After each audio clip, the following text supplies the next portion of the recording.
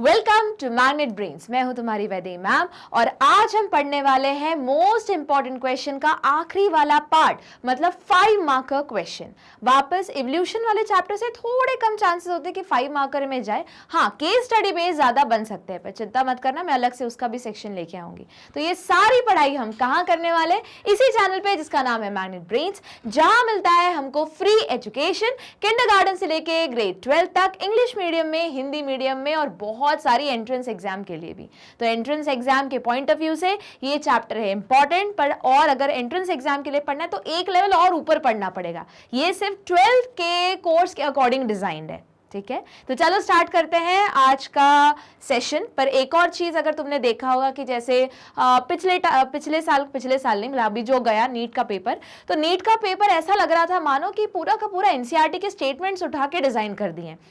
तो ये मान लो कि अगर सेम पैटर्न अगले साल भी फॉलो हुआ तो कम से कम 40% क्वेश्चन का चांस है कि एज इट इज वो एनसीईआरटी बेस्ड क्वेश्चंस ही पूछेंगे, और 40% बहुत होता है। इसीलिए नीट में हमें एक्स्ट्रा तो पढ़ना ही है, पर 12th बोर्ड का या 12th का कोर्स बहुत अच्छे से याद करके जाना है, ठीक है।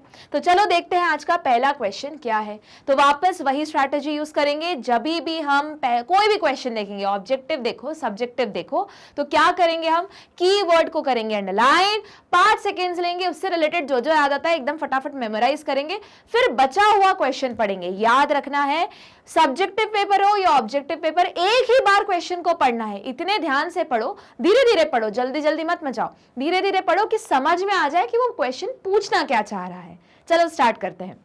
Question 1, what does Hardy Weinberg principle state. अब देखो ये स्ट्रेट क्वेश्चन है, मैंने तब भी बताया था कि जब मैं तुम्हें ये क्वेश्चन बता रही थी तो इसको इंपॉर्टेंट क्यों मार्क करना है। तुम्हारे एंट्रेंस एग्जाम में तो फिक्स है, यहां से एक क्वेश्चन फिक्स है, 110% फिक्स है। उसके बाद तुम्हारे अगर मतलब कोई भी एंट्रेंस एग्जाम, सीयूईटी की बात करो, नीट की बात करो, आता ही है, कुछ ना कुछ तो आता ही है। साथ में 12th बोर्ड में या तो तुमको इससे रिलेटेड कुछ क्वेश्चन सेक्शन बी में, मतलब 2 मार्कर में मिल जाएगा, और अगर इसी क्वेश्चन को बड़ा चढ़ा के कुछ क्वेश्चन पूछना है तो ऐसे 5 मार्कर में मिल जाएगा, ठीक है। तो वो पूछ रहे कि बताओ हार्डी-विंसबर्ग प्रिंसिपल क्या बोल रहा है। तो ये तो हमको पता है, सीधा सीधा जीन पूल के बारे में बात करता है, ठीक है, फिर एलील्स के बारे में बात करता है, ठीक है। अब कुछ कुछ याद आ रहा है, और हमने इसके बारे में और कैसे पढ़ा था। एक तो बाइनोमियल इक्वेशन पढ़ी थी कि साथ जितने भी एलील्स रहते हैं उनका सम टोटल 1 रहता है, याद आया। और साथ में हमने ग्राफ भी पढ़ा था, जहां पे हमने फाउंडर इफेक्ट भी पढ़ा था कि सबसे पहले एक पीक रहती है एक्सट्रीम्स, और एक्सट्रीम्स हमेशा कम में रहती है। जो इंटरमीडिएट या हाइब्रिड कैरेक्टर्स रहेंगे, कैरेक्टर नहीं, हाइब्रिड एलील रहेगा, उसका सबसे ज्यादा पीक मिलेगा। फिर उसके बाद जेनेटिक ड्रिफ्ट हो गया इन केस, तो वो पीक एक डायरेक्शन में शिफ्ट होने लगी। रिजल्ट हुआ कि 2 पीक मिलने लगी, 2 पीक मिल रहे हैं, मतलब हो सकता है नई स्पीशीज का फॉर्मेशन हो रहा है, ठीक है। चलो याद आ गया। What are the factor which affect Hardy Weinberg equilibrium. तो ये भी याद रखना है कि ये जो क्वेश्चन है इफेक्ट वाले या फैक्टर्स वाले पे, क्वेश्चन सब्जेक्टिव में ज्यादा आता है, ऑब्जेक्टिव में कैलकुलेशन बेस ज्यादा आता है, ठीक है। वापस अगर फैक्टर और ऐसा कुछ पूछ रहे तो ये 110% आखिरी वाले सेक्शन का पार्ट हुआ, मतलब 5 मार्कर में। तो चलो स्टार्ट करते हैं इसका आंसर देखना। According to Hardy-Weinberg principle, allele frequency in a population are stable and is constant। वापस ये वर्ड्स को भूलना नहीं है, जैसे ही Hardy-Weinberg principle पूछे तो क्या बोलना है, एक पॉपुलेशन में एक पर्टिकुलर कैरेक्टर के लिए जितने भी एलील्स हैं वो कैसे रहते हैं, स्टेबल रहते हैं, कांस्टेंट रहते हैं, और उनका सम टोटल क्या रहता है, 1 के बराबर। ये बाइनोमियल इक्वेशन के थ्रू, ठीक है। उसके बाद constant from generation to generation, that is total gene pool remain constant। तो अपन को देखो क्वेश्चन में, मतलब पेपर में क्वेश्चन किसी भी फॉर्म में आ सकता है, असर्शन रीजन के भी फॉर्म में आ सकता है, स्टेटमेंट 1 और 2 के भी फॉर्म में आ सकता है। तो ये जो मैं अंडरलाइन कर रही हूँ ना, ये है तुम्हारे कीवर्ड्स। मतलब जब तुम एग्जाम में अगर ये सब्जेक्टिव पेपर आया और लिख के आ रहे हो तो भले कुछ लिखो ना लिखो, ये इतना तो लिख के आना है कि हार्डी-विंसबर्ग प्रिंसिपल के अकॉर्डिंग पॉपुलेशन में क्या होता है, जो भी एलील की फ्रीक्वेंसी है, वापस एलील की क्या है, फ्रीक्वेंसी। अब बताओ जल्दी, एलील क्या होता है? एलील एक कैरेक्टर के लिए होता है। जैसे कैरेक्टर हो गया तुम्हारा हेयर कलर, अब तुम्हारे पास ब्लैक कलर है, ब्राउन कलर है, रेड कलर है, तो ये हो गए एलील्स। तो हार्डी-विंसबर्ग प्रिंसिपल फिर से क्या बोल रहा है कि एक पॉपुलेशन में जो एलील की फ्रीक्वेंसी रहती है वो क्या रहती है, कांस्टेंट या स्टेबल, जनरेशन टू जनरेशन। और वो हमें पता है किसके बराबर होती है, 1 के बराबर। पर जैसे ही ये नंबर कुछ चेंज हो जाए या फिर अगर ग्राफिकल फॉर्म में 2 पीक्स मिलने लगे या एलील की फ्रीक्वेंसी चेंज हो जाए, इसका मतलब न्यू स्पीशीज का फॉर्मेशन हो रहा है। अब इसी पूरी चीज को एक लाइन में बोलने का तरीका कि total gene pool remain constant, क्योंकि एलील होता किस चीज का है, जीन का या कैरेक्टर का। ठीक, अब देखो, this is called genetic equilibrium. नाम ही इक्विलिब्रियम मतलब क्या, स्टेबल। ऑलरेडी 11th में तो तुमने केमिस्ट्री पढ़ाई हो गया कि इक्विलिब्रियम का मतलब क्या होता है, स्टेबल वाली सिचुएशन। तो ऐसी कंडीशन जहां कोई भी चीज स्टेबल है उसको हम क्या बोलते हैं, इक्विलिब्रियम। अब जेनेटिक क्यों बोला जा रहा है, क्योंकि जीन से रिलेटेड बात की जा रही है। ठीक, चलो आगे देखते हैं। Example, in a diploid organism. अच्छा, डिप्लॉयड का मतलब क्या होता है, 2n। याद रखना है हमेशा जब एक सेल में, अगर मैं डिप्लॉयड सेल की बात कर रही हूं या एक ऑर्गेनिज्म की बात कर रही हूं, अगर एक सेल में 2 सेट में जेनेटिक मटेरियल प्रेजेंट है, जैसे अगर मैंने बोला, अगर याद होगा डिप्लॉयड के लिए मैंने बताया था ह्यूमन है, किसी भी ऑर्गेनिज्म के 2 टाइप के सेल्स होते हैं। कौन कौन से, एक होते हैं सोमैटिक सेल या वेजिटेटिव सेल जो डिप्लॉयड रहते हैं, 2n।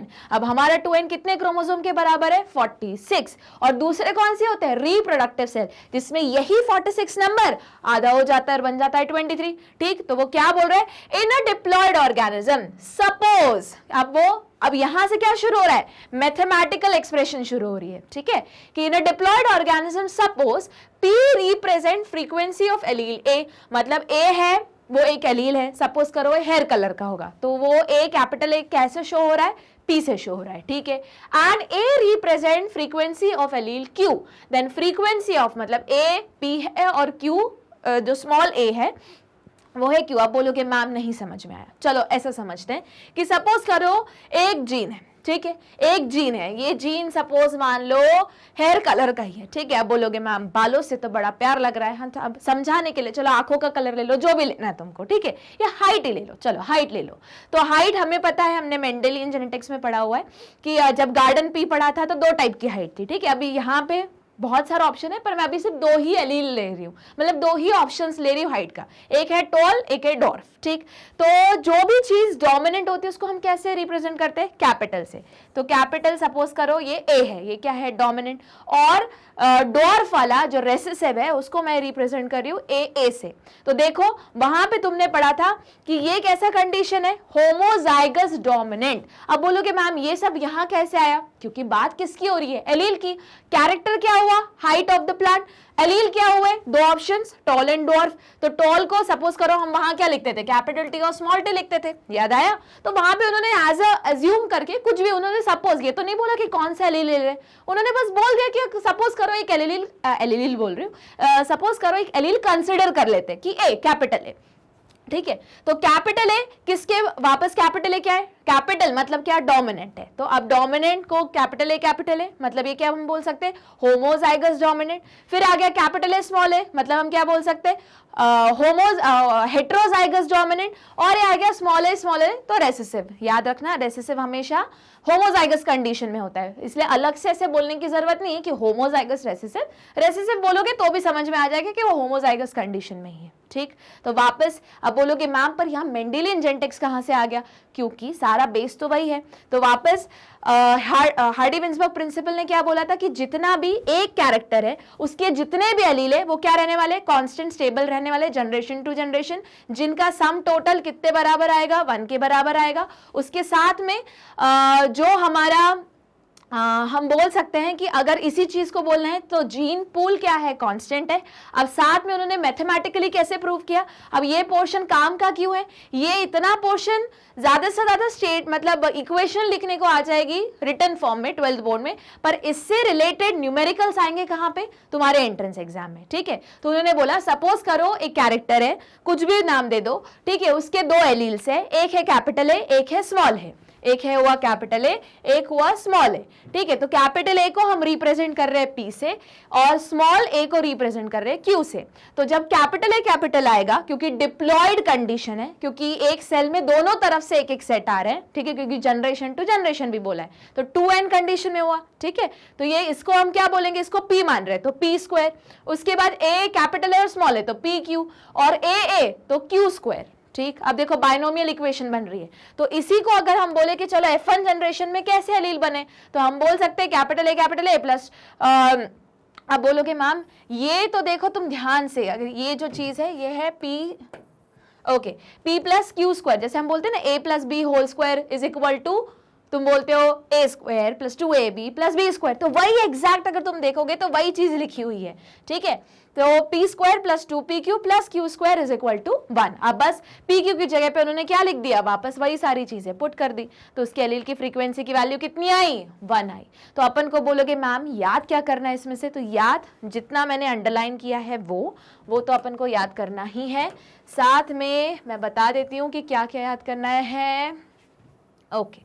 अब इसमें अगर मैं बोलूँ कि एक गो में कोई चीज़ याद करनी है तो हम याद करेंगे ये वाली चीज़, ठीक है, कि सबसे पहले स्टेटमेंट याद रखना है कि एलील की फ्रीक्वेंसी स्टेबल रहती है, कांस्टेंट रहती है, जीन पूल कांस्टेंट रहता है, और उसकी बाइनोमियली उसको कैसे रिप्रेजेंट करते हैं, p square plus 2pq plus q square, जो एक बाइनोमियल इक्वेशन है, जहाँ पे p क्या है, एक कैपिटल a है, उसके बाद q क्या है, स्मॉल q है, स्मॉल a है, बस इसी को रिप्रेजेंट करना है। अब इसमें बारी आती है कि मैम न्यूमेरिकल्स कैसे पूछे जाएंगे, तो न्यूमेरिकल्स ये रहेगा कि वो तुमको p की फ्रीक्वेंसी बता देंगे, q की फ्रीक्वेंसी बता देंगे, ठीक है। याद रखो क्या करेंगे, वो ये अज्यूम करके चलेंगे कि तुमको ये बाइनोमियल इक्वेशन आती है, तो वो p की फ्रीक्वेंसी बताएंगे, q की फ्रीक्वेंसी बता देंगे। सपोज करो इसकी बता दी 0.2 है, इसकी बता दी 0.34 है। अब वो पूछेंगे बताओ उस ऑर्गेनिज्म में हेटेरोजाइगस कंडीशन में एलील की फ्रीक्वेंसी कितनी होगी। अब बोलोगे मैम हेटेरोजाइगस कहां से आ गया, क्योंकि ध्यान से देखो इसको हमने क्या बोला, होमोजाइगस डोमिनेंट, इसको क्या बोला, हेटेरोजाइगस डोमिनेंट, और ये क्या है, रेसेसिव। और क्वेश्चन में क्या पूछा कि बताओ हेटेरोजाइगस कंडीशन में क्या होगी, तो कुछ नहीं करना है, हमें पता है हेटेरोजाइगस कंडीशन मतलब ये वाली, पर ये होता है क्या, नहीं, ये होता है 2pq, तो हमें क्या करना है 0.2 इंटू 0.34 और जो भी आएगा उसको मल्टीप्लाई करना है 2 से, ठीक। अच्छा, इसी को हेटेरोजाइगस ना बोल के वो ये बोल देंगे कि एक ट्रू ब्रीडिंग लाइन ली थी, मतलब दो चैप्टर को मर्ज करके एक क्वेश्चन पूछेंगे, लॉजिक उस चैप्टर का और इक्वेशन इस चैप्टर की, ठीक है, मतलब मेंडेलियन जेनेटिक का लॉजिक उठाएंगे। वहां पे तुमने लॉ ऑफ डोमिनेंस है ना, सेग्रीगेशन, फिर मोनोहाइब्रिड क्रॉस, डाइहाइब्रिड क्रॉस पढ़ रखा है, और इक्वेशन सॉल्व यहाँ से करवाएंगे। वहां वो बोलेंगे कि सब सारी चीजें बकवास दे देंगे कि ये कैरेक्टर था, ये कैरेक्टर था, ये था, मतलब कैरेक्टर ये था, उसमें ये डोमिनेंट था, ये कैरेक्टर था, ये वाला एलील रेसेसिव था, ठीक है। एफ ट्रू ब्रीडिंग लाइन कराई गई या प्योर लाइन को ऑब्टेन किया गया, फिर F1 जनरेशन में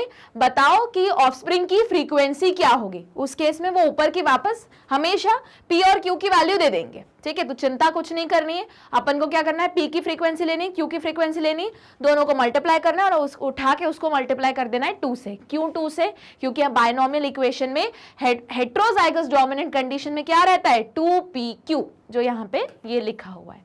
हुआ क्लियर? तो यहां से आएगा तुम्हारे एंट्रेंस एग्जाम का क्वेश्चन बाइनोमियल इक्वेशन से, और ऊपर लिखने के लिए आएगा तुम्हारे 12th बोर्ड में, ठीक। चलो आगे, इसी क्वेश्चन का दूसरा पार्ट था कि पूछ रहे थे कि बताओ कौन से फैक्टर्स है जो अफेक्ट कर रहे हैं हार्डी-विंसबर्ग इक्वेशन, इक्विलिब्रियम के लिए इक्वेशन को। तो देखो factor affecting Hardy Weinberg equilibrium are, first, ये हम उसी सीक्वेंस में पढ़ चुके हैं, वही लिखा हुआ है। सबसे पहले gene flow, when migration of a section of a population to another place occur, gene frequency changes in original as well as new population. वापस इंडिविजुअली सारे के सारे स्टार बना लो, इंपॉर्टेंट है। क्यों? क्योंकि इंडिविजुअली इतने ही क्वेश्चन को सेक्शन ए में दे सकते हैं 2 मार्कर में, या फिर इंडिविजुअली यही स्टेटमेंट दे सकते हैं ऑब्जेक्टिव में, और फिर उसका पूछेंगे कि बताओ ये इनमें से, मतलब स्टेटमेंट यही चलेंगे, एक हाथ 2 वर्ड अंदर के अंदर सेंटेंस के चेंज कर देंगे, बोलेंगे which of the following is incorrect, तो तुम्हें करेक्ट पता होना चाहिए, इसलिए ये वाला एरिया बहुत इंपॉर्टेंट है, ठीक है। तो देखो जरा कि कौन कौन से फैक्टर है जो हार्डी-वेन्सबर्ग इक्विलिब्रियम को इफेक्ट करते हैं। सबसे पहला है जीन फ्लो। हम पढ़ चुके हैं जीन फ्लो कैसे। सपोज करो यहाँ की पॉपुलेशन है ना, मैंने बताया था कि यहाँ की पॉपुलेशन है जिनके सपोज करो ब्लैक कलर के आईज है, ठीक है, ब्लैक कलर की आईज है, मेजॉरिटी, ठीक है, और थोड़ी सी पॉपुलेशन है वो ब्लू कलर की आईज है, ठीक है, आईज है। अब हुआ क्या कि जो ब्लू कलर वाली पॉपुलेशन है, मेजॉरिटी ब्लू कलर वाली चली गई किसी दूसरी जगह पे, ठीक है। तो अब हुआ क्या कि ओरिजिनल इस पॉपुलेशन में भी चेंज आया और जो फ्लो करके गई कहीं और चली गई उसमें भी चेंज आया। कैसे? क्योंकि जो ब्लैक कलर की आई थी उनमें अब सिर्फ ब्लैक कलर की आई वाली ही रह गई, ब्लू वाली बहुत कम मिली, और यहाँ पे मेजॉरिटी ब्लू वाली आई ही रह गई। आई मतलब आई का कलर है ना। तो होगा ये कि ब्लू आई वाला जो जीन है वही आगे जनरेशन टू जनरेशन पास होता रहेगा, वहीं यहाँ पे ब्लैक कलर वाले आई वाला जीन ही जनरेशन टू जनरेशन आगे पास होता रहेगा। देखो ओरिजिनल पॉपुलेशन में कैसा था कि ब्लू था, ब्लैक था, और भी बहुत सारी थी, मैं तुम्हें एक्सप्लेन कर रही हूँ 2 ही कलर्स ऑफ आई को लेके, ठीक है। अब हुआ क्या, उसमें से एक चला गया दूसरी जगह। अब ये धीरे धीरे टाइम के साथ जब डेवलप होगा तो ऐसा लगेगा कि इनमें सारे लोगों में सिर्फ ब्लू कलर की आईज ही होती है, ब्लैक कलर की नहीं होती, बल्कि ओरिजिनली इसमें भी था क्योंकि वो उसी से निकला हुआ था।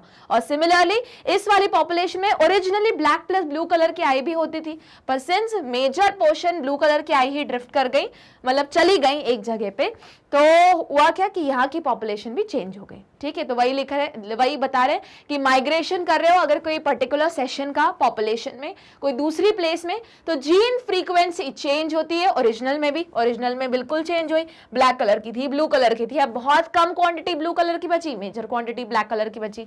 यहाँ पे मेजर क्वांटिटी ब्लू कलर की बची, बहुत कम क्वांटिटी ब्लैक कलर की बची। तो ओरिजिनल में भी चेंज हुआ, साथ में न्यू पॉपुलेशन में भी चेंज हुआ clear.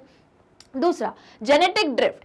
If just by virtue of a chance or accident a particular allele frequency decrease or increase in a population, मतलब इन केस कोई एक्सीडेंट हो गया तो अब हम क्या बोलेंगे इस चीज को, और कोई एक पर्टिकुलर एलील गायब हो गया, ठीक है, तो उसको हम क्या बोलेंगे, डिक्रीज हो रहा है या इंक्रीज हो रहा है, तो उसको हम बोलेंगे क्या, जेनेटिक ड्रिफ्ट। इकट्ठे देखो जीन फ्लो तब होगा जब कोई चीज माइग्रेट करेगी, इकट्ठे ही कुछ हो गया। अब जैसे इसका तुम एग्जाम्पल पढ़ चुके हो, सपोज करो वापस वही पॉपुलेशन ले लेती हूँ, ठीक है, इसमें ब्लैक कलर की आईज हैं, फिर उसके बाद ब्राउन कलर्स की आईज हैं, ठीक है, उसके बाद ब्लू कलर की आईज हैं, ठीक है, 3 कलर की आई आंखों का कलर प्रेजेंट है। अब हुआ ये कि कुछ ऐसी बीमारी आई, ठीक है, उस वजह से जो इन्फेक्शन है वो ब्लैक कलर की आईज को ही होना था और वो हो गया, तो ये वाली पॉपुलेशन क्या हो गई, इसका या तो खत्म हो गई या तो इसका नंबर बहुत कम हो गया, और ब्राउन वाली पता चला रेजिस्टेंट निकली तो इसका पॉपुलेशन बढ़ गया। अब एक टाइम आएगा कि ओरिजिनल पॉपुलेशन में ब्लैक तो था, पर अब एक्सीडेंट के कारण या नेचर में जो चेंजेस आए उसके कारण ब्लैक वाला नंबर कम हो गया, ब्राउन वाला नंबर अब बढ़ने लगा। तो अब ये क्या हुआ, अब इस केस में कुछ टाइम बाद जब इसी पॉपुलेशन को देखूंगी तो मुझे ब्राउन कलर्स की आईज वाले लोग ज्यादा दिखेंगे, ब्लैक कलर वाले आई के लोग कम दिखेंगे, बल्कि ओरिजिनली उल्टा था, है ना। तो अब इसको हम क्या बोलेंगे कि पूरी की पूरी पॉपुलेशन अब कैसे बन गई है, ब्राउन कलर्स की आईज वाला, तो उसको हम किससे एक्सप्लेन करेंगे, जेनेटिक ड्रिफ्ट से, ठीक।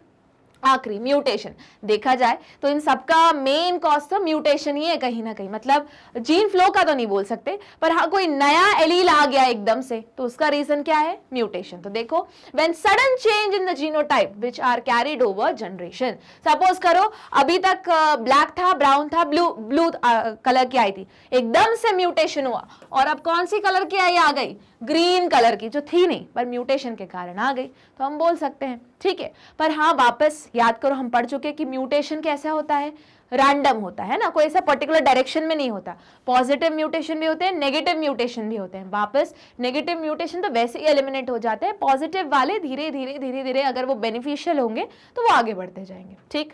तो ये क्या थे, ये थे तुम्हारे फैक्टर्स। 2 और फैक्टर बचे, देख लेते हैं। जेनेटिक रिकॉम्बिनेशन, तो जल्दी बताओ, ये इसका तो मेन ही रीजन है जो आज वेरिएशन आ रहा है। तो वेरिएशन का मेन रीजन क्या है, क्योंकि रिकॉम्बिनेशन हो रहा है, बहुत ज्यादा रिकॉम्बिनेशन हो रहा है। रिकॉम्बिनेशन मतलब, अच्छा याद करो 11th क्लास का चैप्टर नंबर 10, वहां पे तुमने मियोसिस पढ़ा था, वहां पे तुमने मियोसिस 1 में, प्रोफेज 1 में क्या पढ़ा था, क्रॉसिंग ओवर पढ़ा था।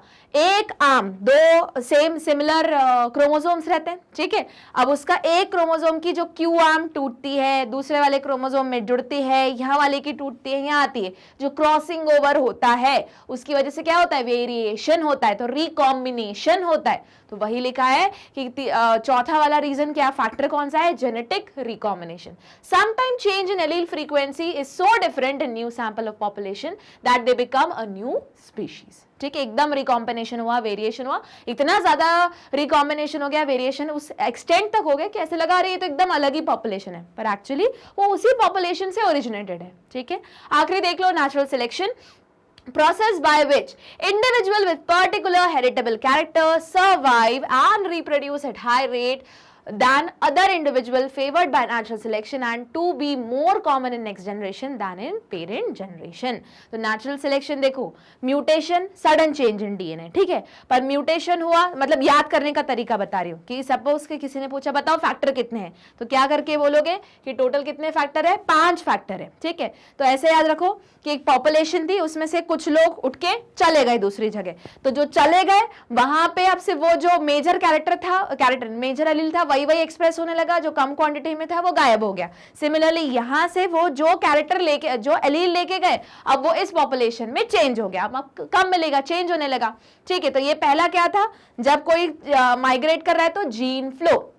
अब इसी पॉपुलेशन में पर एक्सीडेंट से कोई एक पर्टिकुलर एलील को जो कैरी करने वाले ऑर्गेनिज्म या पॉपुलेशन था, वो उतना नंबर ऑफ इंडिविजुअल वो खत्म हो गया, तो उस वजह से ओरिजिनली तो सारे एलील्स थे पर एक खत्म हो गया या एक सप्रेस हो गया, सप्रेस नहीं बोल सकते, एक की नंबर कम हो गया, एक एलील के एक्सप्रेशन का नंबर कम हो गया, वहीं दूसरा वाला बहुत ज्यादा ऊपर क्या है, तो एक पर्टिकुलर टाइम के बाद देखूंगी मैं उसी पॉपुलेशन को, तो ऐसा लगेगा अरे ये तो वापस चेंज हो गई है ना, उसको क्या बोलेंगे हम, जेनेटिक ड्रिफ्ट। ठीक सॉरी, उसके बाद जो थर्ड होता है कि अभी तक सारे चीजें सेम चल रही थी, बस सडन चेंज इन डीएनए हुआ तो एक नया एलील पैदा होके आ गया, जो तो अपन देख के बोला अरे ये तो एकदम ही अलग है। जैसे एक एग्जांपल दे देती हूँ कि ह्यूमन आइज का कलर तुम्हें ब्लैक में मिलेगा, ब्राउन में मिलेगा, ग्रीन में मिलेगा, ग्रेश में थोड़ा मिलेगा, ब्लू में मिलेगा, इसके अलावा छठवा कोई कलर नहीं मिलेगा। अब मैं बोलूं कि सपोज करो एक बच्चा पैदा हुआ जिसकी आंखों का कलर, मतलब जो आयरिस है उसका कलर था रेड कलर का, ठीक है, तो अब क्या बोलोगे, ये रिजल्ट क्या दिख रहा है, उसको सब कुछ दिख रहा है पर पिगमेंट जो प्रोड्यूस हुआ वो रेड कलर का हुआ, तो ये क्या हुआ, म्यूटेशन। ठीक है, तो ये सडन चेंज इन डीएनए। ठीक, फिर वो भी पास ऑन होने लगा, तो अब नया एलील क्या हो गया, ऐड हो गया। फिर चौथा वाला कौन सा है कि नॉर्मली जो क्रॉसिंग ओवर हो रहा है, मियोसिस में हमने पढ़ा था है ना, क्रॉसिंग ओवर हो रहा है, वेरिएशन क्रिएट हो रहा है, अभी तक वेरिएशन तो हो रहा था पर इतना ज्यादा वेरिएशन हुआ कि एकदम ही अलग दिखने लगा। याद रखना वो म्यूटेशन नहीं है, वेरिएशन है। ठीक है, कि वो क्या बन गया, न्यू स्पीशीज में ही इवॉल्व हो गया। और आखिरी, जब म्यूटेशन हो या जेनेटिक रिकॉम्बिनेशन हो या फिर वो एक पर्टिकुलर ऑर्गेनिज्म एक जगह से, पॉपुलेशन एक जगह से चले जाए, जीन फ्लो हो या जेनेटिक ड्रिफ्ट आए, एट द एंड उस पर्टिकुलर पॉपुलेशन जिसमें नया एलील आया है उसको सर्वाइव करना होता है नेचर में, खुद को प्रूव करना होता है और फिर अपना अगली प्रोजेनी को बढ़ाना होता है। इसी को हम क्या बोलते हैं, नेचुरल सिलेक्शन। ऐसे याद रखना है। ठीक, तो ये रहा तुम्हारा natural selection, process by which individual with particular heritable character survive, क्योंकि एक कैरेक्टर आया, सर्वाइव भी कर रहे, रिप्रोड्यूस भी कर रहे, और रिजल्ट क्या हुआ, वही चीज फेवर किया नेचुरल नेचर के थ्रू, अगली जनरेशन में पास ऑन होता गया। हुआ clear?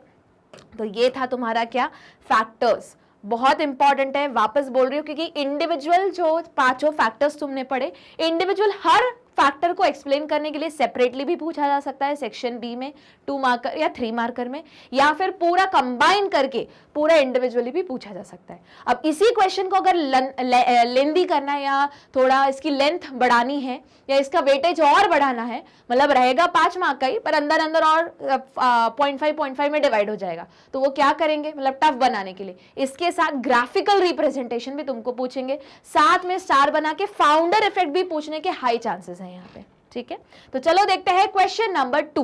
What Darwin and Hugo de very stated regarding mechanism of evolution. एक तो एकदम सीधा है कि डार्विन के पॉइंट ऑफ व्यू से क्या था और ह्यूगो डी वेरीज के पॉइंट ऑफ व्यू से क्या था। तो Darwinian variation are gradual, small and directional. Similarly, Hugo de Very's put forward idea of mutation are sudden, random and directional. ठीक है, तो ये अपन को वापस स्टेटमेंट याद रखना है। क्यों इंपॉर्टेंट है, क्योंकि इनको वो मतलब इनको इन्हीं क्वेश्चन को फ्रेम कर सकते हैं कहाँ पे, असर्शन रीजन के पॉइंट से, मतलब एंट्रेंस एग्जाम की अगर बात करूं तो, या फिर स्टेटमेंट 1 एंड स्टेटमेंट 2 के फॉर्म में। और अगर तुम्हारे बोर्ड के बारे में बात करूं तो वो ये सीधा सीधा क्वेश्चन बनेगा, मतलब straight forward question section B का, ठीक है, क्योंकि सिंस उसका आंसर अब उन्होंने बोल दिया एक्सप्लेन विद डिटेल, फिर तो वो बन गया पूरा 5 मार्क का क्वेश्चन। ठीक, चलो मूव करते हैं क्वेश्चन नंबर 3 पे। With the help of suitable diagram या representation represent the operation of natural selection of different traits. अब वो तुम्हें एक डायग्राम के साथ या एक सुटेबल एग्जाम्पल का यूज करके तुम्हें रिप्रेजेंट करना है natural selection of different traits. तो देखो ये वाला क्वेश्चन अगर तुम ध्यान से देखोगे ना, ये क्वेश्चन तुम ऐसा क्वेश्चन है कि तुम ऑलरेडी 10th में पढ़ चुके हो। अब बोलोगे मैम 11th नहीं 10th में पढ़ चुके हो। इस टाइप के क्वेश्चन का फर्स्ट टाइम मेंशन किया गया था तुम्हारे एनसीईआरटी की 10th वाली बुक में, वहां पे जो इवोल्यूशन था वहां पे।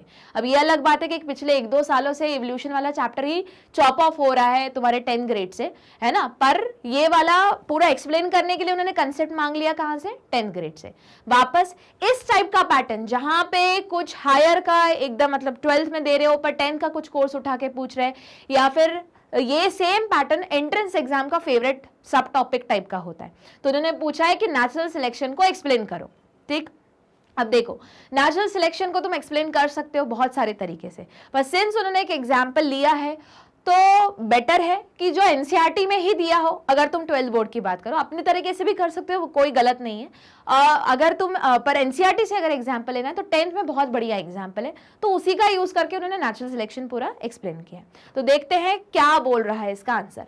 Natural selection is one of the basic mechanism of evolution along with mutation, migration and genetic drift. देखो अभी वही फैक्टर आ गए, है ना। अब हो सकता है जो आखिरी वाला फैक्टर पढ़ा था हमने थोड़ी देर पहले क्वेश्चन नंबर 1 में, जो तुम्हारा नेचुरल सिलेक्शन था, वहीं पे वो इन डिटेल एक्सप्लेन करने के लिए बोल देते, या फिर इस क्वेश्चन को इसलिए स्टार मार्क करो, इसका डायग्रामेटिक रिप्रेजेंटेशन दे देंगे पूरा, कहां पे, केस स्टडी बेस में, और फिर इस पूरे क्वेश्चन को रिवर्स में पूछना शुरू करेंगे। ठीक है, तो ये रिटर्न में भी आ सकता है 5 मार्कर में, या फिर इसी क्वेश्चन को तोड़ मरोड़ के कहां कन्वर्ट कर देंगे वो तुम्हारे केस स्टडी बेस में। ठीक है, तो देखो Darwin grand idea of evolution by natural selection is relatively simple but often misunderstood. To find out how it work, imagine a population of beetle. अब बीटल से याद आ रहा होगा कि मैं कौन सा एग्जांपल तुम्हारी बुक का बात कर रही हूँ। 10 की बुक ओपन करके देखो, वहां पे चैप्टर नंबर जो आई थिंक 6 या 7 है या 8 है, सॉरी, हाँ ठीक है। तो वहां पे जो इवोल्यूशन वाला पोर्शन है वहां से मैं ये क्वेश्चन ले रही हूँ। ठीक है, इसका एक्सप्लेनेशन ले रही हूँ। तो वहां पे तुम्हारा डायग्राम बना हुआ है कि पहले एक पॉपुलेशन थी, उसमें 2 टाइप की बीटल्स रहती थी, फिर हुआ ये कि एक के पास ऐसा एलील था जो उसको बेटर कैमोफ्लैजिंग में हेल्प करता था, तो वो सरवाइव कर गई, और दूसरी वाली इजीली हंट हो जाती थी प्रेडेटर से, तो वापस जो सरवाइव करके उसका पॉपुलेशन नंबर बढ़ने लगा, अगली जनरेशन तक पहुंचने लगा, और फिर जो दूसरी वाली थी उसका नंबर कम हो गया। बस इसी को बोल दिया नेचुरल सिलेक्शन। अब बोलोगे मैम हम 12th की बुक के अकॉर्डिंग इसको हम बिस्टन बेटोलेरिया से भी एक्सप्लेन कर सकते हैं। बिल्कुल कर सकते हो, पर याद रखना वो भी नेचुरल सिलेक्शन है, पर वो कैसा है, इवोल्यूशन बिफोर या आइस या फिर एंथ्रोपोजेनिक, मतलब इंसान का इन्वॉल्वमेंट है उसमें थोड़ा, है ना, इंडस्ट्रियलाइजेशन, पोस्ट इंडस्ट्रियलाइजेशन। तो तुम नेचुरल सिलेक्शन को एक्सप्लेन करने के लिए वो एग्जाम्पल भी सूटेबल है, बिल्कुल ले सकते हो, पर वहां पे अपने एग्जाम मतलब जब आंसर लिखोगे प्लीज मेंशन कर देना वहां पे कि नेचुरल सिलेक्शन पहले से था, है ना, जब प्री इंडस्ट्रियलाइजेशन, पोस्ट इंडस्ट्रियलाइजेशन। कि प्री में क्या था, लाइकेन ग्रो होता था क्योंकि पॉल्यूशन नहीं था, लाइकेन की वजह से बार्क का कलर क्या था, व्हाइट कलर का था, उसमें मॉथ जो थी व्हाइट विंग मॉथ वो या लाइट विंग मॉथ वो इजीली कैमोफ्लेज हो जाती थी, तो उस टाइम पे नंबर इसका क्या था, व्हाइट विंग का ज्यादा था और डार्क विंग वाले मॉथ का कम था। फिर इंडस्ट्रियलाइजेशन आया, फिर क्या हुआ, फिर वापस कहानी चेंज हो गई। तो चेंज होके हुआ क्या कि सिंस अब पॉल्यूशन होने लगा, सुट डिपॉजिट होने लगा, पूरा धुआं बनने लगा, तो पॉल्यूशन हुआ, तो कौन ग्रो नहीं कर पाया, लाइकेन ग्रो नहीं कर पाया। साथ में ये जो कोल मतलब ये सारे फॉसिल फ्यूल बर्न हो रहे थे, जो गैसेस के फॉर्म में निकल रहे थे, वो सारे जाके सुट के फॉर्म में कहाँ डिपॉजिट होने लगे, ट्री के ब्रांच पे या बार्क पे। हुआ ये कि अब उसमें व्हाइट विंग वाली मौत कैमोफ्लेज नहीं कर पा रही थी इजीली, मतलब लोकेट कर पा रहे थे प्रेडेटर्स उसको, है ना, और वही जो डार्क विंग वाली थी वो इजीली कैमोफ्लेज कर पा रही थी तो वो बच जाती थी। तो इसी तरीके से अपन को याद रखना है। तो ये वाला क्वेश्चन तुम उसको भी, उस वाले कंसेप्ट को भी एक्सप्लेन कर सकते हो पूरा इन डिटेल लेके, या फिर मैंने एक और कंसेप्ट लिया है 10th ग्रेड वाला, उसको भी उठा के पूरा एक्सप्लेन कर सकते हो। तो क्या था उसमें, तो देखो सबसे पहले there is variation in a trait, याद करो नेचुरली नेचर में वेरिएशन होता ही है, बस सही समय और सही कंडीशन के टाइम पे वो वेरिएशन बेनिफिशियल है या नहीं एक्सप्रेस होता है और उस अकॉर्डिंग ऑर्गेनिज्म सर्वाइव करता है। ठीक है, तो क्या था variation, for example some beetles are green and some are brown. तो देख लो ये डायग्राम में वही दिया हुआ है। फिर क्या हुआ, अब वापस वही है, एक जो एलील था जो ब्राउन और ग्रीन, अब हुआ तो एलील ही ना, तो मतलब है तो एक ही चीज का, बस एलील एक एक्सप्रेशन है, तो एक जाएगा फेवर में तो एक कैमोफ्लेज करवाएगा, दूसरा वाला इजीली वो कैमोफ्लेज नहीं करवाएगा, तो जो कैमोफ्लेज नहीं करवाएगा वो इजीली हंट हो जाएंगे प्रेडेटर से। देखो अब वही लिखा हुआ है, there is a differential reproduction. अब क्यों रिप्रोडक्शन डिफरेंस है, क्योंकि एक इजीली हंट हो रहा है, एक इजीली हंट नहीं हो रहा है, तो जो इजीली हंट नहीं हो रहा है तो उसका नंबर बढ़ते जा रहा है, इसलिए रिप्रोडक्शन के रेट में दोनों में अलग अलग अंतर है। देखो since the environment can't support unlimited population growth, not all individual get to reproduce at their full potential। वही तो ये लाइन जब ऐसे एग्जाम्पल लिखो, इनफैक्ट ये सेम लाइन इंपॉर्टेंट है, क्यों, अगर तुम वेस्टर्न बेटोलेरिया का भी एग्जाम्पल ले रहे हो तो इसका जरूर ये लाइन का जरूर यूज कर लेना। क्यों, क्योंकि कोई देखो हमेशा याद रखो डार्विन ने कहा है कि किसी भी ऑर्गेनिज्म हमेशा रिप्रोड्यूस करता है अपने फुल पोटेंशियल से, ठीक है, पर इफ इन केस अगर वो ऑर्गेनिज्म रिप्रोड्यूस नहीं कर पा रहा है तो पक्का कोई ना कोई तो प्रॉब्लम होगी या कोई ना कोई कंडीशन होगी, और इस केस में क्या कंडीशन है कि एनवायरमेंट सपोर्ट नहीं कर रहा। Since environment can't support unlimited population growth, not all individual get to reproduce to their full potential। In this example, brown beetle tend to get eaten by birds। क्यों, क्योंकि but of जो green वाले हैं वो camouflage कर रहे हैं, किस में कैमोफ्लेज कर रहे हैं, घास में, बैकग्राउंड में। तो देखो जरा, and survive to eaten by birds and survive to reproduce less often than green beetles do। हुआ क्लियर? चलो अब जब ये सर्वाइव कर जाए, अब बोलोगे मैम इस लॉजिक के अकॉर्डिंग तो ह्यूमन को भी तो रिप्रोड्यूस करना चाहिए ना फुल पोटेंशियल पे। करेक्ट, देखो पहले की अगर तुम जनरेशंस देखो तो बहुत ज्यादा रिप्रोडक्शन रेट था, मतलब जो पहले के इंडिपेंडेंस के बाद का मैं बोल रही हूँ। अब रिप्रोडक्शन रेट थोड़ा कम हुआ है, बोलोगे मैम पर पॉपुलेशन तो इतनी ज्यादा बढ़ी है। हाँ बढ़ी है, पर अगर तुम पहले के अपने दादाजी वाली एज, जो एज में जितने भी लोग हैं उनको पूछना तो कितने भाई बहन थे, तो तुमको ऐसे नंबर ही बहुत बड़ा मिलेगा, हम 7 बहनें थी, 6 बहनें थी, 5 भाई थे, ऐसा नंबर मिलेगा। वहीं अब तुम कितने हो, मैक्सिमम 1 या 2। इसका रीजन क्या है, क्योंकि अब पहले के कंपेयर में आज का जो एनवायरनमेंट है वो ज्यादा कॉम्पिटिटिव बन गया है। करेक्ट, क्योंकि आज हम क्या करना चाहते हैं, कोई भी पेरेंट सोचता है कि बेटर बेस्ट एजुकेशन प्रोवाइड करे, बेस्ट लाइफस्टाइल प्रोवाइड करे। तो जैसे ही देखो एनवायरनमेंट चेंज हो रहा है, जैसे ही एनवायरनमेंट टफ, अब लिविंग टफ बनते जा रही है, तो अब हो क्या रहा है, पोटेंशियल तो बहुत है पर पोटेंशियल नैरो डाउन हो रहा है। क्यों नैरो डाउन हो रहा है, क्योंकि एनवायरनमेंट टफ बन रहा है, एनवायरनमेंट कॉम्पिटिटिव बन रहा है। अब देखो इस केस में कॉम्पिटिटिव आपस में नहीं, कंपटीशन, प्रीडेटर इजीली उसको हंट कर पा रहा है, ठीक है, पर ह्यूमन के केस में लाइफस्टाइल की वजह से कंपटीशन बहुत ज्यादा बढ़ रहा है। सिंस कंपटीशन बढ़ रहा है तो सिर्फ मतलब पैदा होना इंपॉर्टेंट नहीं है, उस एनवायरनमेंट में सर्वाइव करना ज्यादा इंपॉर्टेंट है। करेक्ट, तो देखो तो वही चीज हो रही है कि पहले का जो रिप्रोडक्टिव इंडेक्स था वो बहुत ज्यादा था, अब धीरे धीरे वो नैरो डाउन हो रहा है। और इसका बेस्ट एग्जांपल है कि अगर तुमने इसी मतलब 12th बुक में ही एक और चैप्टर है ऑर्गेनिज्म एंड पॉपुलेशन करके, ठीक है, तो अब ये हो रहा है कि अगर कुछ कंट्री का अभी भी, जैसे इंडिया है तो इंडिया चाइना हो गई, तो इनके पॉपुलेशन अभी भी ग्रो हो रहे हैं, हम अभी भी एक्सपैंडिंग वाले जोन में है, पर कुछ कंट्री हो गई जैसे जापान, उसके बाद कुछ यूरोपियन कंट्री हो गई, तो सिंस अब वो वापस वही चीज है ना, सर्वाइवल बहुत मुश्किल है, तो सर्वाइवल मुश्किल है तो वहां का जो यंग जनरेशन है वो बोलते हैं कि हम अगली जनरेशन पैदा ही नहीं करेंगे, तो पैदा ही नहीं करेंगे तो वहां का रिप्रोडक्टिव इंडेक्स क्या हो रहा है, सीज हो रहा है, ठीक है, मतलब नंबर ऑफ पॉपुलेशन भी कम हो रही है। तो वहां पे भी पॉपुलेशन, अब वहां का ग्राफ या पिरामिड तुमको उल्टा दिखेगा, तो वहां पे इन्वर्टेड पिरामिड दिखेगा और वही इंडिया में एक्सपैंडिंग पिरामिड दिखेगा, ठीक है। तो अब ये मैं क्यों बता रही हूं, क्योंकि अगर एंट्रेंस एग्जाम के वापस पॉइंट ऑफ व्यू से बात की जाए तो उस चैप्टर को मर्ज किया जा सकता है, इस वाले पर्टिकुलर इस लाइन से मर्ज करके पूछा जा सकता है। तो याद रखना, जब भी एंट्रेंस एग्जाम के लिए पढ़ो ना, ट्राई करो कोई भी तुम टॉपिक पढ़ रहे हो, तो सपोज करो कोई दूसरा टॉपिक पढ़ रहे हो, अब तुम बोलोगे मैम हमको थोड़ी ना पता कि उस वाले चैप्टर में क्या लिखा हुआ है। हाँ नहीं पता, पर सपोज करो बाद में तुमने वो चैप्टर पढ़ा, तो ट्राई करो इंटरलिंक करने का कि दो बड़े बड़े चैप्टर को अंदर के अंदर कनेक्ट कैसे कर सकते हो, क्योंकि एग्जाम्स में जो टफ एग्जाम्स होते हैं उनमें वो वही यही करते। कोई भी एंट्रेंस एग्जाम में अगर उन्होंने तुमको सिलेबस दे दिया है तो दो सब्जेक्ट को मर्ज करके एक क्वेश्चन बनाते हैं वो, ठीक है। तो अगर तुम पढ़ोगे ही उसी पैटर्न में तो फटाफट क्वेश्चन सॉल्व होते चलेंगे, ठीक। तो चलो वापस आ जाते हैं। तो ये क्या रहा, there is differential reproduction, but obvious जो एलील हेल्प कर रहा है सर्वाइव कराने में तो वो जिंदा रह जाएगा, उसका पॉपुलेशन ज्यादा बढ़ेगा, और वही जो एलील स्ट्रगल कर रहा है, अब यहां स्ट्रगल कैसे कर रहा है, इजिली हंट हो जा रहा है प्रेडेटर्स के थ्रू, तो वो क्या रहेगा, उसका नंबर कम रहेगा। आगे, there is heredity, the surviving green beetle have green baby beetle because this trait has a genetic basis. तो बट ऑब्वियस ये चीज आगे पास ऑन होती गई, ये एलील पास ऑन हो गया। कैसा एलील है ये, बेनिफिशियल एलील है, ठीक। अब देखो बिस्टन बेटेलेरिया में क्या हुआ था, प्री इंडस्ट्रियलाइजेशन की कहानी पूरी अलग थी, और इंडस्ट्रियलाइजेशन जैसे ही कहानी पूरी ही चेंज हो गई, ठीक। चलो आगे देख लेते हैं। तो एंड रिजल्ट क्या हुआ, द मोर एडवांटेजियस ट्रेट या एलील बोल लो, green coloration which allowed the beetle to have more offspring become more common in the population. In this process continues, if this process continues eventually all individual in the population will be green, यही होगा, ठीक।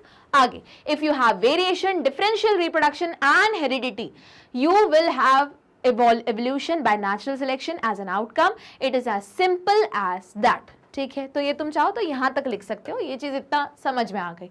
अब देखो same चीज human में भी हो रही है, जैसे हम वापस पॉपुलेशन कम कर रहे हैं क्योंकि हम चाहते हैं कि वो सर्वाइव करें। अब जैसे तुम खुद को ही देख लो, तो तुम्हारे पेरेंट्स ने बोला होगा कि सिर्फ पढ़ाई भी मत करो, पढ़ाई भी करो, ये भी सीखो, ये भी सीखो, ये भी सीखो। अब देखो बचपन से स्टूडेंट्स, अब जो अगली जनरेशन है जो जेन जी बोलते हैं ना, अगर कोडिंग भी सीख रही है, ये भी सीख रही है, अलग अलग चीजें इकट्ठे सीख रही है। क्यों? क्योंकि वो खुद को क्या बनाना चाहती, फिट बनाना चाहती कि हम हर सर्कमस्टांसेस में सर्वाइव कर जाएंगे। क्योंकि बट ऑब्वियस अगर एक जन को एक ही चीज आती है, पर वही एक जन को अगर मल्टीपल चीजें आती हैं तो वो बेटर ह्यूमन रिसोर्स बनता है, ठीक है। तो ये क्यों बता रही हूं, क्योंकि बट ऑब्वियस ये हम रियल लाइफ से जोड़ रहे हैं, हम भी नेचुरल सिलेक्शन में सिलेक्ट हो सके, रिजेक्ट ना हो जाए, इसलिए सारी मेहनत कर रहे हैं। तो अगर जैसे तुम बायो में अच्छे मार्क्स लाना चाहते हो तो केमिस्ट्री में भी उतनी मेहनत कर रहे होगे, फिजिक्स में भी उतनी मेहनत कर रहे होगे, क्योंकि जब सब में बेस्ट रहोगे तब तो बेस्ट सिलेक्ट होगे, ठीक। चल आगे बढ़ते हैं। Question number 4, what is chemogeny. हाँ, ये वाला क्वेश्चन तुम्हारी बुक में मतलब इनडायरेक्टली दिया हुआ है, फिर भी मैंने यहाँ मेंशन कर दिया, ये वर्ड नहीं दिया हुआ है, पर इसके अंदर का एक्सप्लेनेशन जब देखोगे तो ऐसा लगेगा अरे ये तो बुक में ही लिखा हुआ है। तो चलो देख लेते हैं। कीमोजेनी या फिर केमिकल इवोल्यूशन। तो जैसे ही कीमोजेनी सुनो तो घबराना नहीं, ये नहीं बोलना out of syllabus, out of course, अरे केमिकल इवोल्यूशन को ही कीमोजेनी बोलते हैं बस। अब हमें पता ही है केमिकल इवोल्यूशन क्या था, जल्दी बताओ क्या था, बिना देखे, इसको मत देखो, क्या था, बस वही इनऑर्गेनिक से ऑर्गेनिक चीजों का फॉर्मेशन या ऑर्गेनिक इवोल्यूशन, उसको हमने बोला केमिकल इवोल्यूशन। तो चलो स्टार्ट करते हैं। According to them most of the primitive life form would have generated spontaneously from some inorganic matter as a result of action, as a result of special external force, example electric charge, UV light। अब ये हमें पता है उस time अर्थ hot थी, है ना, उसके बाद बहुत ज्यादा वोल्केनिक इरप्शन हो रहे थे, ठीक है। बाहर का एटमॉस्फेयर कैसा था, रिड्यूसिंग था, ऑक्सीजन नहीं था। कौन कौन सी बेसिक इनऑर्गेनिक चीजें थी, कार्बन डाइऑक्साइड, अमोनिया, मीथेन और H2। बस इनके बीच में क्या हो गया, रिएक्शन होने लगा, कार्बन डाइऑक्साइड H2O स्टीम के फॉर्म में, बस इनके बीच में क्या होने लगा, रिएक्शन होने लगा, और रिएक्शन होके क्या बन गया, ऑर्गेनिक मॉलिक्यूल बन गए। सिंस अब उन्होंने पूछा कि व्हाट इज कीमोजेनी, तो पूरा एक्सप्लेन करना पड़ेगा। तो देखो मेनी सैचुरेटेड, सैचुरेटेड मतलब जिनमें सिंगल बॉन्ड रहता है ना, एंड अनसैचुरेटेड जिनमें डबल एंड ट्रिपल बॉन्ड आता है, मतलब बेसिकली बोल रहे वो एल्केन, एल्कीन एंड एल्काइन, ठीक है। Hydrocarbon were feasted when temperature cool to 900 degree Celsius और बिलो, मतलब बन गए थे उस हॉट टेम्परेचर में, में, पर जैसे और धीरे धीरे ठंडी होने लगी तब पता चला अरे अमाइनो एसिड भी बन गया, अरे फैट्स भी बन गए, अरे शुगर्स भी बन गए। आगे, from hydrocarbon small chain compound of CHO are form which condense to form sugar, ketone, an aldehyde. देखोगे तुम ध्यान से देखोगे सारे फंक्शनल ग्रुप्स ही लिखे हुए हैं, ये तुम्हारा मेन हाइड्रोकार्बन लिखा और धीरे धीरे सारे फंक्शनल ग्रुप्स बनने लगे, है ना। और सारी चीजें इकट्ठे मर्ज होके क्या बनता है, बेसिक लाइफ का यूनिट जो हमारा DNA है, और DNA फिर और चीजें आ गई तो बन गया हमारा सेल। तो देखो हर चीज मतलब बायो अलग नहीं है, केमिस्ट्री अलग नहीं, सब एक ही चीज है। देखो, और इन सबको करवाने के लिए कौन रिस्पॉन्सिबल है, फिजिकल फोर्सेस, ठीक है। तो देखो जरा, ketone and aldehyde condense and polymerise to form fatty acid. Fatty acid मतलब क्या, कुछ नहीं, फैट को ही डिग्रेड करते हो, 11th में पढ़ चुके हो। तो जब फैट का डाइजेशन होता है तो किसमें बनता है वो, फैटी एसिड एंड ग्लिसरॉल। और फैटी एसिड किससे बना है, कीटोन एंड एल्डिहाइड। हुआ clear. Ammonia, hydrocarbon and H2O reacted together to form amino acids. ठीक, अमीनो एसिड्स बनने लगे। याद करो, हम ऑलरेडी पढ़ चुके हैं, हर चीज एक लिविंग ऑर्गेनिज्म में किस चीज की बनी रहती है, प्रोटीन की बनी रहती है। और प्रोटीन को बनाने के लिए कौन रिस्पॉन्सिबल रहता है, अमीनो एसिड। कितने अमीनो एसिड, सिर्फ 20 अमीनो एसिड। सोचो, यहाँ अमीनो एसिड लिखा है पर ये कहां से तुम रिलेट कर रहे हो, इसके पहले वाले चैप्टर से, तो ऐसी ही पढ़ाई करनी है, ठीक है। अच्छा, वो 20 अमीनो एसिड कितने कॉम्बिनेशन से बने हैं, बस 4 लेटर्स के कॉम्बिनेशन से बने। कौन से, ए यू, क्योंकि ATGC होता है, टी की जगह बस यू हो जाएगा, क्योंकि अमीनो एसिड RNA पे लिखा रहता है, फिर वैसे वो कोड होता है, फिर वो वाला tRNA के अकॉर्डिंग अमीनो एसिड अटैच होता है। याद आया। अच्छा, कितने अमीनो एसिड है टोटल, 20। कितने कोडॉन्स रिस्पॉन्सिबल है, तो बोलोगे मैम 61। क्यों, क्योंकि 64 कोडॉन है, पर उसमें से 3 कौन से है, बकवास कोडॉन, नॉनसेंस कोडॉन या स्टॉप कोडॉन, ठीक है। चलो, याद आ गया, वापस आ जाओ। अब hot sea water which was rich in primary organic compound reacted to form nucleotides. लो, बन गए न्यूक्लियोटाइड्स धीरे धीरे। जल्दी बताओ वापस, न्यूक्लियोटाइड कितनी चीजों से बने, 3 चीजों से। कौन कौन से, शुगर, फिर फॉस्फेट ग्रुप और तुम्हारा नाइट्रोजनस बेस, वही तो बना दिया उन्होंने अंदर। तो इसी को हम क्या बोलते हैं कि केमिकल इवोल्यूशन या फिर कीमोजेनी। तो देखो, ये याद रखो, जहां पे तुम्हारी बुक में केमिकल इवोल्यूशन लिखा है तो वहीं पे मेंशन कर दो कीमोजेनी। तो कीमोजेनी के नाम से क्वेश्चन आया तो घबराना नहीं है, कोर्स का ही पूछा हुआ है। बेसिकली वो केमिकल इवोल्यूशन के बारे में पूछ रहे हैं, ठीक है। चलो अगला क्वेश्चन देखो, व्हाट इज बायोजेनी। अब बोलोगे मैम, अब बोलोगे ये भी दिया होगा, हाँ बिल्कुल दिया है, बस ये वर्ड नहीं दिया हुआ है, पर इसके अंदर का एक्सप्लेनेशन प्रॉपर दिया हुआ है। तो देखते हैं, बायोजेनी या फिर biological evolution, this stage consist of. अब देखो, कीमोजेनी के बाद क्या होता है, मतलब केमिकल इवोल्यूशन के बाद क्या होता है, biological evolution, formation of nucleic acid by polymerisation of nucleotide. जो आखिरी स्टेप वहां छोड़ी थी, अब उसके आखिरी स्टेप से यहां शुरू होगा, ठीक है। Joint molecules of nucleoprotein have a tendency to aggregate in various combination to form large colloidal particle called conservates। तो ये अपन को याद रखना है, ठीक है। तो हमने ये पढ़ा था कि छोटे छोटे न्यूक्लिक एसिड जुड़ने लगे, न्यूक्लियोटाइड जुड़ने लगे, फिर वो साथ में एक बड़ा मॉलिक्यूल फॉर्म करते थे जिनको कॉन्जर्वेट बोला, फिर टूट जाते थे, फिर वापस बनते थे, फिर टूट जाते थे। तो ये एक टाइप का कैसा रेप्लिकेशन की प्रॉपर्टी शो करने लगा।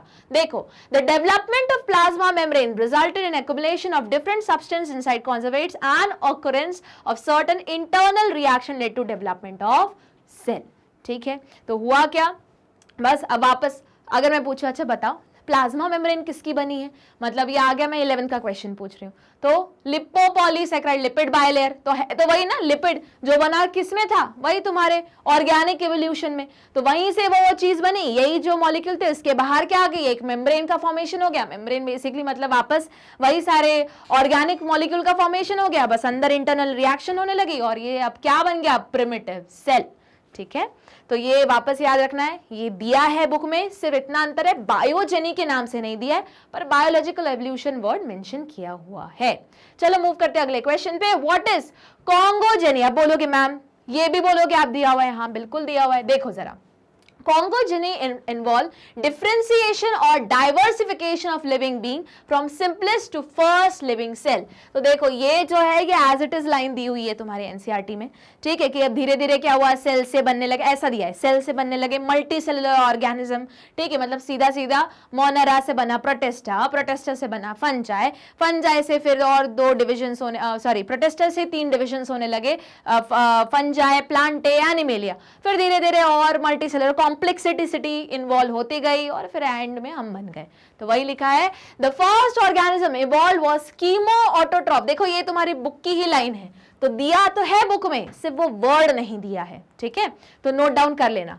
The first organism evolve was chemo autotrophic bacteria. अब देखो समझो बात को, कीमो मतलब केमिकल का यूज करना, ऑटोट्रॉफिक मतलब खुद का फूड प्रोड्यूस करना। तो ऐसा बैक्टीरिया बना था सबसे पहले, प्रिमिटिव बैक्टीरिया, आर्की बैक्टीरिया।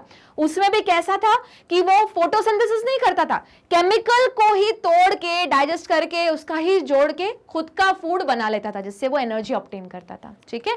तो ये वाली लाइन जरूर याद रखना है कि सबसे पहला कौन सा बैक्टीरिया बना था, कीमो ऑटोट्रॉफिक बैक्टीरिया, क्योंकि ये आ जाता है ऑब्जेक्टिव के फॉर्म में एंट्रेंस एग्जाम में, ठीक है, which later converted to tree autotrophic bacteria या फोटोसिंथेटिक बैक्टीरिया बोलो, एग्जाम्पल ग्रीन algae। तो ये स्टेटमेंट के फॉर्म में भी आ सकता है एंट्रेंस एग्जाम में, या फिर सीधे सीधे 4 ऑप्शंस के फॉर्म में भी आ सकता है कि सबसे पहले बताओ कौन सा बैक्टीरिया इवॉल्व हुआ था, एक फोटोट्रॉफिक की मतलब फोटो ऑटोट्रॉफिक की कीमो ऑटोट्रॉफिक। अब यही क्वेश्चन आ जाएगा कि during the course of evolution the first organism which was evolved were, 4 options, एक में लिया रहेगा कीमो ऑटोट्रॉफिक, एक में लिया रहेगा फोटो ऑटोट्रॉफिक, एक में दिया रहेगा कीमो हेटेरोट्रॉफिक, और दूसरा एक और कुछ दिया रहेगा नन ऑफ द अबव या ऑल ऑफ द अबव, ऐसा कुछ भी।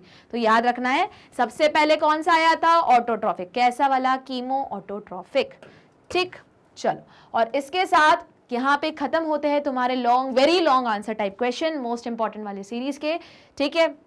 तो इन केस कोई लेक्चर छूट गया है, क्या करेंगे हम जाएंगे, टाइप करेंगे www.magnetbrains.com, जैसे ही एंटर दबाएंगे तो ये होम पेज आएगा, उसके अकॉर्डिंग फिर हम यहाँ पे सिलेक्ट करेंगे। क्यों? क्योंकि मैग्नेट ब्रेन एक ऐसा प्लेटफॉर्म है जो देता है फ्री एजुकेशन, कहाँ से, किंडरगार्टन से लेके ग्रेड 12 तक, इंग्लिश मीडियम में, हिंदी मीडियम में, और बहुत सारी एंट्रेंस एग्जाम के लिए भी। तो यहाँ पे तुम देख सकते हो अलग अलग टैब्स हैं, साथ में अब तो बहुत सारी बोर्ड्स के लिए भी दे रहा है, जैसे यूपी बोर्ड हो गया, बिहार बोर्ड हो गया, ठीक है। फिर अपना क्या करना है, बस क्लास को सिलेक्ट करना है, अपना सब्जेक्ट सिलेक्ट करना है और फिर सुनते चलना है। और देखो, अगर ध्यान से देखोगे तो यहाँ पे IIT JEE UPSC CUET तो है, साथ में NTSC जो मतलब स्कूल लेवल के अंदर अलग अलग ओलंपियाड्स की तैयारी होती है, उसकी प्रिपरेशन से रिलेटेड वीडियोस भी हैं। तो बस मिस आउट नहीं करना है, सारे लेक्चर्स सुनने हैं अच्छे से, तो क्लिक करना है, बस सुनते चलना है, सुनना नहीं है और याद भी करना है, और बने रहना है मेरे साथ, मैग्नेट ब्रेन्स के साथ। लाइक शेयर सब्सक्राइब करना नहीं भूलना है। तब तक पढ़ते रहो और मिलते हैं हम अगली क्लास में।